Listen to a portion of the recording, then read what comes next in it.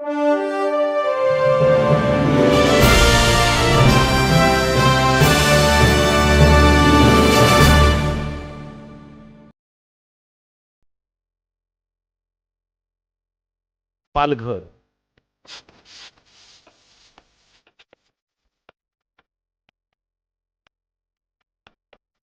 या जिल्ह्यातील वसई, जव्हार आणि पालघर या तालुक्यांना सोनेरी इतिहासाचा वारसा लाभलेला आहे। वसई तालुक्यावर पूर्वी पोर्तुगीजांचे अधिराज्य होते। पेशवे काळामध्ये चिमाजी अप्पांनी पोर्तुगीजांचे साम्राज्यास सुरुंग लावत पावणे 300 वर्षांपूर्वी मराठी झेंडा रोवला। या जिल्ह्यामध्ये प्रामुख्याने वारली, कातकरी, मल्हार कोळी इत्यादी आदिवासी जमाती आहेत।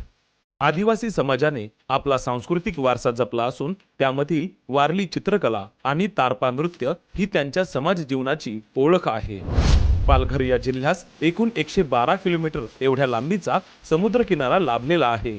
या जिल्ह्याचे सरासरी पर्जन्यमान सुमारे 2458 मिलीमीटर इतके असून या जिल्ह्याचे हवामान गरम आणि दमट आहे। या जिल्ह्याचे क्षेत्रफळ सुमारे 9558 चौरस किलोमीटर इतके असून जिल्ह्यात एकूण 8 तालुक्यांचा समावेश होतो, ज्यामध्ये पालघर, वसई, डहाणू, तलासरी, विक्रमगड, जव्हार, वाडा आणि मोखाडा यांचा समावेश आहे। पालघर या नवनिर्मित जिल्ह्याची लोकसंख्या सुमारे 30 लाख इतकी आहे। भौगोलिक रचनेनुसार या जिल्ह्याचे साधारण 3 विभाग पडतात। पहिला विभाग हा सह्याद्रीच्या डोंगर रांगांकडील असून तो जंगलपट्टी या नावाने ओळखला जातो। यामध्ये प्रामुख्याने जव्हार, मोखाडा, विक्रमगड या तालुक्यांचा समावेश आहे। दुसरा विभाग बंदरपट्टी म्हणून ओळखला जातो। यामध्ये वसई, पालघर, डहाणू, तलासरी हे तालुके येतात। तिसरा विभाग सपाटीचा प्रदेश म्हणून ओळखला जातो। यामध्ये वाडा तालुका येतो। भारतीय स्वातंत्र्य लढ्यामध्ये सन 1942च्या ब्रिटिशांविरुद्धच्या चले जाओ या आंदोलनामध्ये पालघर हे महत्त्वाचे केंद्र होते। ब्रिटिश साम्राज्याशी लढा देण्यासाठी पालघर तालुक्यात 14 ऑगस्ट 1942 रोजी उठाव झाला होता। या उठावामध्ये पालघर तालुक्यातील 5 हुतात्मा शहीद झाले होते। त्यामध्ये 7 पाटीचे काशीनाथ हरी पागधरे, नांदगावचे गोविंद गणेश ठाकूर, पालघरचे रामचंद्र भीमाशंकर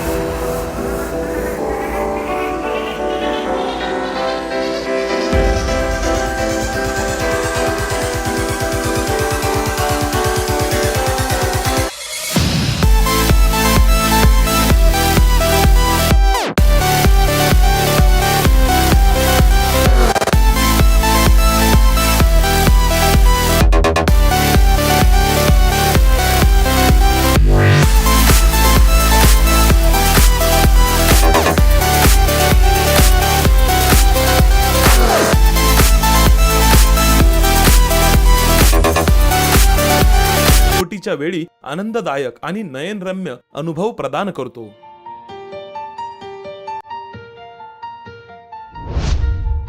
कामानदुर्ग. कामानदुर्ग हा पालघर जिल्ह्यातील वसई तालुक्यात आहे. वसईचं सुंदर दृश्य आपण येथून पाहू शकतो. शिरगाव किल्ला.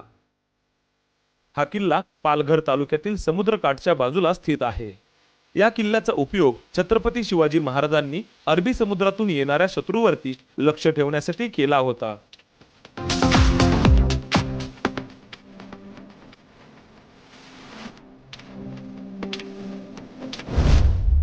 डहाणू बोर्डी समुद्र किनारा. डहाणू बोर्डी बीच पालघर जिल्ह्यातील डहाणू तालुक्यात स्थित आहे. हा किनारा सुमारे 17 किलोमीटर अंतरावर पसरलेला आहे. याशिवाय या जिल्ह्यातील सातपाटी समुद्र किनारा आणि शिरगावचा समुद्र किनारा हे देखील पर्यटकांना आकृष्ट करतात. वाघोबा खिंड.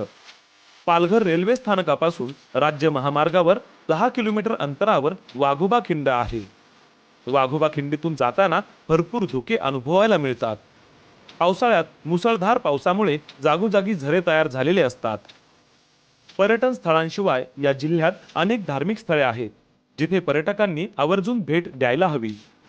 ज्यामध्ये अर्नाळा येथील सेंट पीटर्स चर्च, विरार येथील saint James church, Palghar Kelve रस्त्याजवळील श्री लक्ष्मी नारायण मंदिर, केळवे येथील पुरातन शीतला देवीचे मंदिर, डहाणू येथील श्री लक्ष्मी मंदिर, विरार येथील आई जीवदानी मंदिर. जीवदानी मंदिराला जाण्यासाठी सुमारे 1375 पायऱ्या चढून जावे लागते. लाईक करा, शेअर करा. सबस्क्राईब करा. महाराष्ट्र हेरिटेज प्रत्येक पान इतिहासाचे.